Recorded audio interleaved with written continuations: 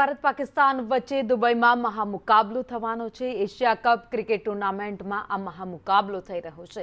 જીતનારી ટીમનું સુપર 4 માટે સીધું જ ક્વોલિફાય થઈ જવાનું છે। તો દુબઈમાં રાતે 8 વાગે મેચની શરૂઆત થશે। દુબઈના ઇન્ટરનેશનલ સ્ટેડિયમમાં મેચ રમાશે। મેચને લઈ રાજકોટના ક્રિકેટ રસિકોમાં પણ ભારે ઉત્સાહ જોવા મળ્યો છે। ભારતની જીતનો ચાહકોએ દાવો કર્યો।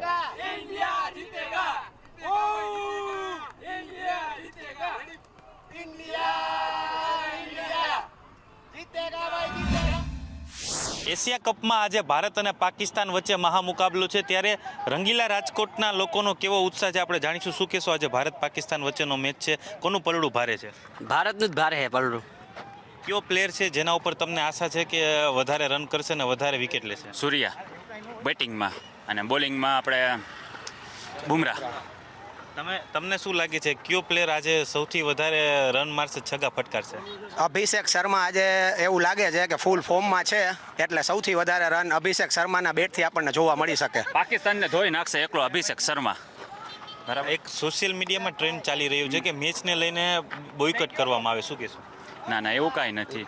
એ ક્રિકેટને બધી ગેમ વસ્તુ અલગ છે, રાજનીતિ અલગ છે, બધી વસ્તુ। શું કહેશો તમે? ખરેખર આપણે ઇન્ડિયન હોવાના નાતે આ મેચનો ખરેખર આપણે બોયકોટ કરવો જોઈએ, એટલે ખબર પડે બરાબર પાકિસ્તાનના લોકોને કે તમે અવારનવાર અમારી ઉપર આતંકવાદી હુમલા કરો છો બરાબર, તો એની આ સખત ને સખત અમે કાર્યવાહી તમારી ઉપર કરેલી છે, એટલે આપણે લોકોને આ મેચ બોયકોટ કરવો જ જોઈએ। તમે પોતે ક્રિકેટ રમો છો, તમને શું લાગે છે ભારત પાકિસ્તાન વચ્ચેનો મેચ છે તે થવો જોઈએ કે ન થવો? ન થવો જોઈએ, બોયકોટ થવો જોઈએ। ઓપરેશન સિંદૂર જે કર્યું છે એ આપણે ઓપરેશન સિંદૂર સક્સેસ છે, અને આપણે આ મેચ જીતીને એ લોકોનો પડતો જવાબ દેવો જોઈએ, અને આપણે ખરેખર રમવું જોઈએ આપણે એક વખત કે અમારા દેશના લોકો બહાદુર છે અને વીર છે, અને ભારત માતા કી જય। થોડીક મેચને લઈને આક્રોશ જોવા મળી રહ્યો છે કે ભારત પાકિસ્તાન વચ્ચે મહામુકાબલો છે તે ન થવો જોઈએ। પાકિસ્તાનને સબક શીખવાડવો જોઈએ કે આતંકવાદી હુમલો કરવામાં આવશે તો તમારા સાથે અમે મેચ નહીં રમીશું, પરંતુ જો આ મેચ યોજવામાં આવે તો ભારત જીતે અને ભારત પાકિસ્તાનને જડબાતોડ જવાબ આપે, તે પ્રકારની જે રંગીલા રાજકોટના લોકો છે તે શુભકામના આપી રહ્યા છે। કેમેરામેન વિપુલ બોરીચા સાથે દિવ્યેશ જોશી, સંદેશ ન્યૂઝ, રાજકોટ।